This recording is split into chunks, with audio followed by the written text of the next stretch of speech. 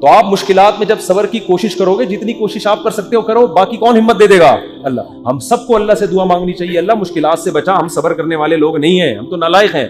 ہم اللہ سے خوشیاں مانگتے ہیں، عافیت مانگتے ہیں، لیکن اللہ نہ کرے کوئی مشکل آ گئی، واویلا نہیں کرنا بھائی. یہی اسی میں بہتری ہے، اسی میں فائدہ ہوگا.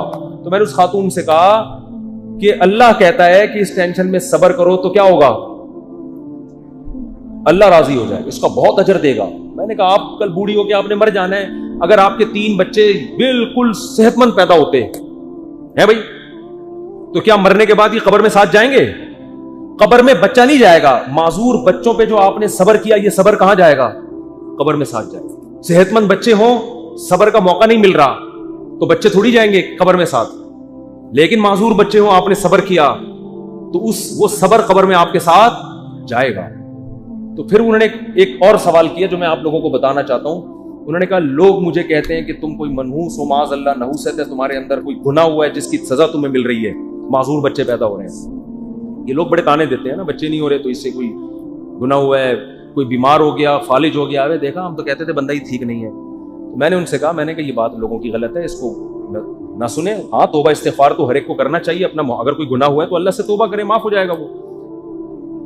لیکن میں نے کہا قرآن میں کیا کہتا ہے؟ اَيَحْسَبُونَ أَنَّمَا نُمِدُّهُم بِهِ مِن مَّالٍ وَبَنِينَ نُسَارِعُ لَهُمْ فِي الْخَيْرَاتِ بَل لَّا يَشْعُرُونَ. نبی کے مقابلے میں جو بڑے بڑے کفار سردار تھے نا، جو نبی کی ایک نہیں مانتے تھے، ان کو قرآن نے کہا کہ کیا یہ سمجھتے ہیں کہ ہم نے جو ان کو مال اور کثرت سے صحت مند بیٹے دیے تو کیا ہم ان سے خوش ہیں؟ فرمایا نہ نہ نہ، ہم اس سے خوش نہیں ہیں. ان کو پتہ نہیں ہے ہم ان کو دنیا میں نوازنا چاہتے ہیں تاکہ آخرت میں ان کا ہمارے پاس کوئی حصہ نہ رہے. اور نبی کو وہ تانا دیتے تھے کہ تم آپ کا بیٹا نہیں ہے بھائی. نبی کو تانا دیتے تھے آپ کا بیٹا نہیں ہے کوئی، اور خود 10 11 بیٹے لے کے گھومتے تھے. میں نے کہا اگر یہ بیٹے کثرت سے ہونا اور صحت مند ہونا اس کی دلیل ہے کہ اللہ خوش ہے، اس کا مطلب اللہ ابو جہل سے بہت زیادہ خوش تھا. صحیح ہے نا؟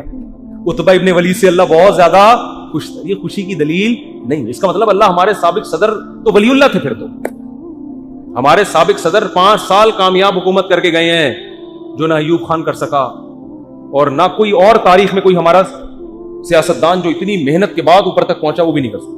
5 سال کامیاب ہوئے تو کیا اس کی علامت ہے کہ اللہ کے ولی ہیں؟ وہ ہے نہیں ہے تو اللہ ہی بہتر جانے، لیکن یہ اس کی علامت نہیں ہے. بہرحال تو بھائی یہ آزمائشیں صبر کرنا ہے.